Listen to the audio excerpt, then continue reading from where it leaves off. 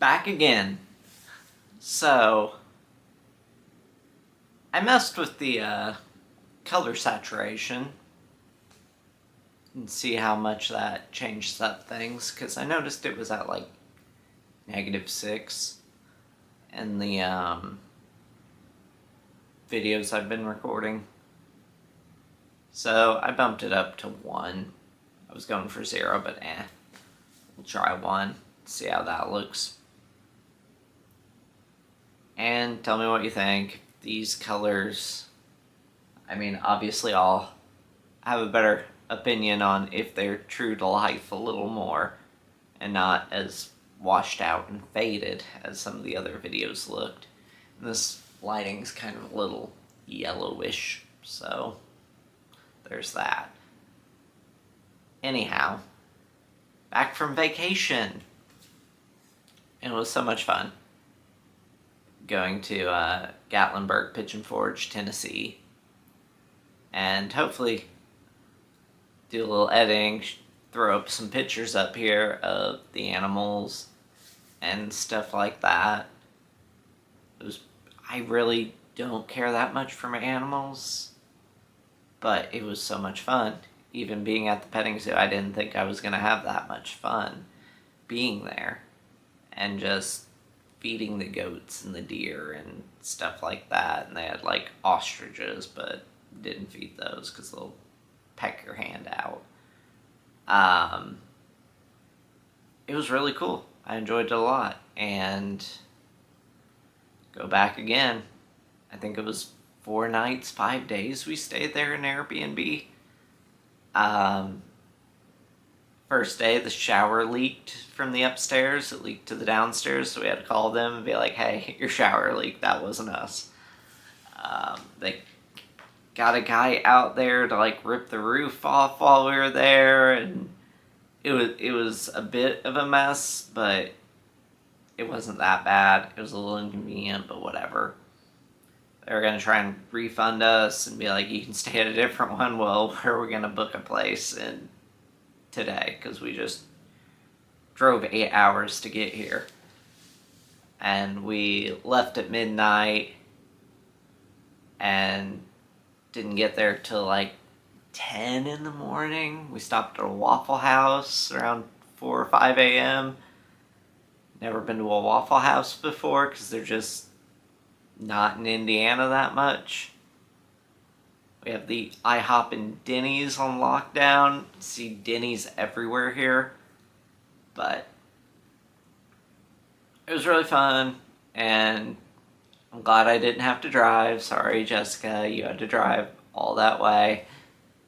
But she wouldn't have had it any other way. It was really cool. We got to go to a wax museum as well, which I thought would be okay, but it was so much bigger than I expected it to be, and had so many more wax exhibits, and it was fun just going around looking at all the different ones, and the kids there had a blast too, all my little nieces and nephews. And then we went to there was like 4 exhibits there. It was like the wax museum, a kind of haunted house like thing. It was like a zombie radioactive thing. It was really cool too, because her mom just got so scared. It was so funny. And then one of the other guys there who's with us kept hiding and jumping out and grabbing her because the people there can't touch you, but he sure could. So he grabbed her and scared her so bad. So I had a lot of fun there, and then I had some like video game that you sat in a chair, like a movie theater chair, and put the VR headset on. You had your little gun to blast them, and the chairs moved and blew wind at you, so it was like a roller coaster theme ride. And then the 4th exhibit I didn't go into. I think it was like another haunted house like thing or something. I don't recall, but we didn't. We were like, we're done. That's gonna do something else. We went around to a lot of the souvenir shops or whatever. There were a ton of those, and they all had basically the same thing. So, it was fun to be in the first one, but then once you're in the fourth one of the same things, it was kind of like, not that great. But then we went to a barbecue place, and it was really good barbecue. And after that, we went to an outlet mall, but it turned out to be not really an outlet mall. It was just kind of a normal strip mall that was huge.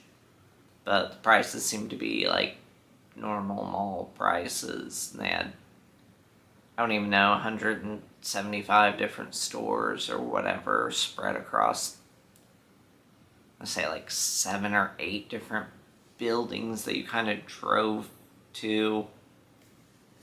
It was on so many acres. I don't know. It was huge, and it was long. It was really fun going to all the different places and looking at the stuff and going into a fossil shop and stuff. And I was with the girls, so they went to the Yankee Candle, Bath and Body Works, a clothing store, stuff like that, which, like, some of it I wanted to see, but it was still really fun, because then I went to the fossil shop right across the street and looked there, because I've never been in one of those stores, and went to some other ones. I don't know, there's so many that I can't really think of what they all were at the moment.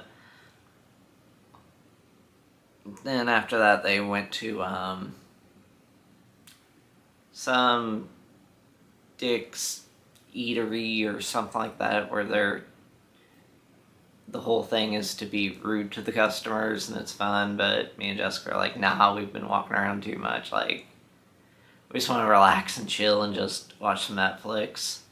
There was also a hot tub at the Airbnb and a jacuzzi in the upstairs. Didn't try out the jacuzzi because of the water issues, but we got in the hot tub, and the hot tub was pretty fun. Kind of wish I would have gone more than one day in the hot tub, but we were like doing stuff all the time. We were always on the go. So it was fun, but exhausting, but fun. So either way, had a great time there. I'm sure I'm leaving out some stuff, but I'd do it again. So anyhow, stock update time, because I haven't bought stocks in like 3 weeks because of that. Because I didn't want to do it right before I went and be under stress or whatever. And I wasn't going to do it on there, and then I was like, I could just wait another week. So anyhow, 3 weeks went by. So of course, did my normal and bought 3 shares of Coca-Cola and 30 shares of SCHD.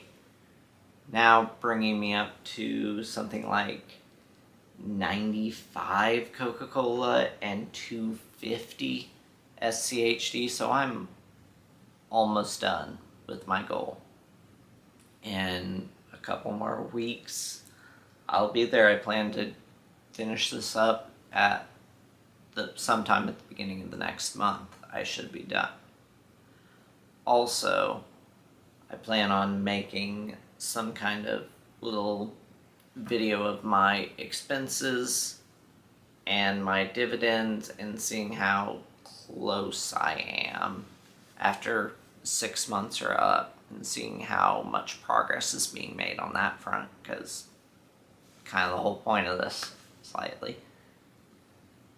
Then I decided to do something different as well this week and try and buy a corporate bond. I've never bought a corporate bond before. I don't really know how to exactly, and I still don't know how to, unfortunately.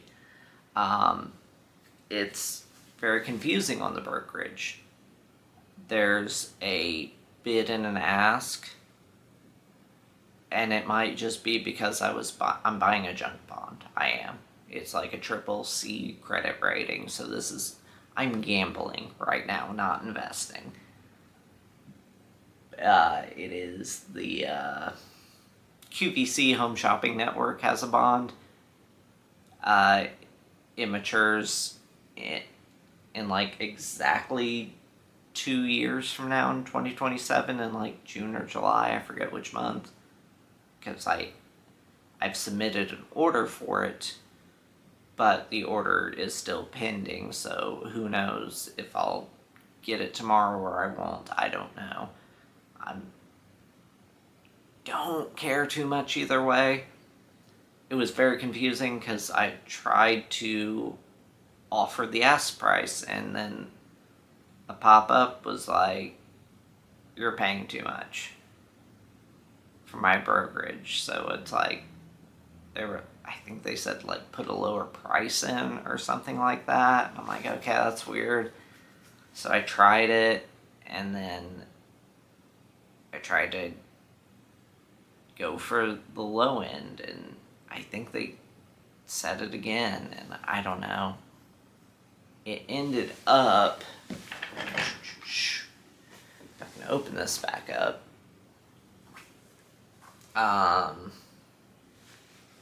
I think I ended up going for like $13.65 is my offer per 100. Buy it in a thing of 1,000, So the bond's for $1,000. My bid is for $136.50. The coupon on it is like 8.5%. I mean, there's a real risk of default, and I just lose everything on it, lose the $136, which, I mean, that would suck, but, like, it's a risk. I mean, if I even get one coupon payment, I think they're like, what then? $42.50 or something like that is the coupon payment. So as long as I get like 3 of those, I will have made the money that I spent on the bond essentially. So there we go. That's what I'm hoping for, at least, to get to the break even. Oh well, year and a half, you made nothing, which the next coupon payment's in next month, so actually it'll be more like a year. I'll get 3 coupon payments, and if it makes it to 2029, I'll receive the $1,000 on it. It is callable, and I don't know exactly what that means. I know it means that they can pay it off early, they can reissue, they can buy the bond back, but I don't know if they have to pay the $1,000 par value thing, or if they just have to pay what the market rate is. I don't know, and I've been trying to kind of figure it out online, but I get this answer of it depends. So I don't know, and I don't have any more information through the brokerage about what kind of callable, what the exact contract specifications are. So I figure this is kind of like tuition money into learning about bonds, corporate bonds at least, that I will just pay my tuition. That's how I figure it.